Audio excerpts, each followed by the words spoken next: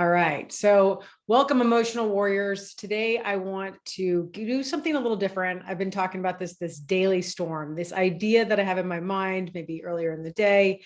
And I keep thinking about it. I'm like, why aren't I talking about this on my podcast or somewhere where people can start to have a dialogue with me about these ideas? Because I think they're really important when it comes to our understanding of the mind, of therapy, of how all of this fits together. And today my mind was going towards this question about, who's therapy for? And the misconception behind the idea of therapy is for people with serious mental illnesses. Um, and yes, of course, it has a broad spectrum of applications, but it doesn't necessarily, we don't really understand it, I think, fully. And the stigma stops us from understanding it fully. And plus, too, I think it's a little bit more complicated when we first start to approach it, saying, I really would like to talk to a therapist. I'm not sure what that entails. Like, what is the process? So, but I'm not really getting into that right in the beginning. What I really want to address is that I think everyone needs therapy, not because that there's something wrong with them, or that there's some mental illness, or there's something, again, that people are feeling frightened of or associate therapy with, especially how it's even personified in movies. Therapy, in the way that I conduct it and the way a lot of other therapists out there are conducting it, is a process of talking about your life, making sense and meaning of experiences that have formed you, and really being able to do that with somebody that understands how it all works. So to help you put it together.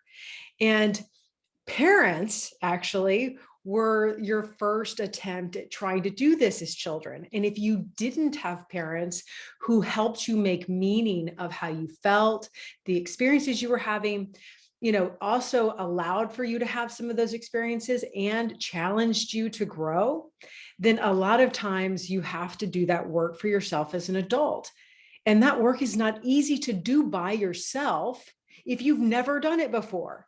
And when did we learn? When did we learn how to make sense of what I would call like our mental map, right? How did we learn to figure out who we are by following the path of how we got here? A lot of times our lives are thought of as in chunks. This was a time, this was a time, this was a time, and we end up in adulthood in a way that we call very disintegrated. A lot of parts of us and times, but we don't really know how to put it all together. And the other part of this, so that's one aspect of why everyone would really benefit from therapy, but they'd also benefit in this way, is communication, verbalization. We have all of these ideas about ourselves in our own mind, and we don't actually elaborate on them. We have words that we maybe say to ourselves, but we're not testing them with reality. We're not really using those words and listening to them and seeing if they make sense to us. And during the process of talking about yourself and talking about your life and what you're having struggles with, you start to hear yourself, hear you how you think. So it's a process of getting to know yourself, that again, you can say things to your friends, you can say things to your family, and that's helpful if you're open. If you're open to being emotionally honest, it's even more helpful. But if you're still kind of just giving them half stories and not sure if you can say this or that, or you're holding back, a lot of times it's not beneficial enough for you to learn about yourself from the conversation. Generally, it's just this is the problem, and then how do you help your friend feel better, or your family member feel better?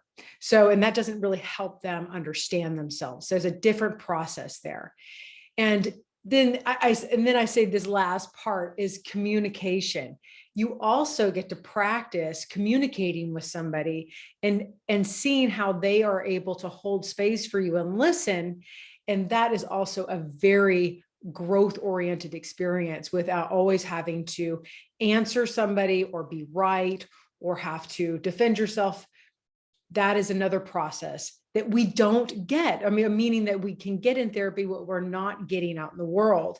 So even though I'm saying this and I'm like, well, not everybody, because I think the bottleneck is that there's not enough therapists. But also what's happened, and I think I'm not the only person who thinks this, is that therapists are now becoming educators. And like myself, wanting to help people understand how their mind works so they can start to have these introspective processes on their own, or be able to start to understand there's more than meets the eye when they read a self-help book, that they have to go deeper into the emotional experience of their life and how to do that, because it's a process. And it's a process that a therapist could teach you and then you could do on your own, because it's a journey. You don't just go to therapy forever. Not really interested in that model either. Or, it's not just relying on that person to always be the container for your issues. The whole point is to teach you a process of thinking for yourself so that you can start to do these things in your life as they occur, and consider these things instead of just have defensive reactions like anxiety or mood states, or being hard on yourself, and all the things that I talk about in my videos on TikTok. So I think that the other part of this is, so that just to kind of swing it all the way back around, is that nobody needs therapy. If we could learn these processes and start to actually apply them to the next generation, which is my hope, that children actually learn how to think about themselves from a self-centered state, meaning like, I'm having the feeling, I wonder what this means, and have a reflective experience with a parent instead of a dominated or authoritarian or abandon or whatever the other alternatives are. If you could actually meet your kiddo where they are, because you understand what's happening inside yourself, and you're not intimidated by that either, then we could start to really advance, I think, emotionally, evolve emotionally into a place that meets us where we are technologically. I really feel like this education is not about how the mind works and how we become the person that we are, shouldn't be a mystery. And that we think that we're just having experience and that's reality. And there's not an assumption that it's subjective, that we're not curious about ourselves and wondering how we got here, and what about that experience and what we're experiencing even in the moment do we not like, so we can start to plan different ways of being, like paradigm shift, so to speak. And then we can start to direct our lives in different ways instead of just repeating trauma or hardening into defensive patterns, or getting married to spouses that, both of us are holding each other back. I mean, there's so many benefits to understanding who you are, why you are the way you are, staying curious, flexible, and growing. I don't know anybody on earth that would not want to understand themselves, because it's cool. We have consciousness. We have this ability to think, but we don't know how to think about ourselves. We know how to think about things that people taught us, whether it's think about physics or think about math or think about science or history or, or art even. But how do we think about ourselves still is a kind of a fill in the blank.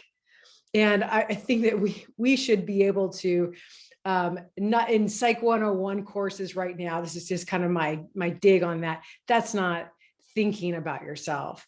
If you're, wanting, I'm interested in psychology, and the undergrad system for psychology is pitiful in my mind, but that's a strong word. But until I was like, I'm going to go do this.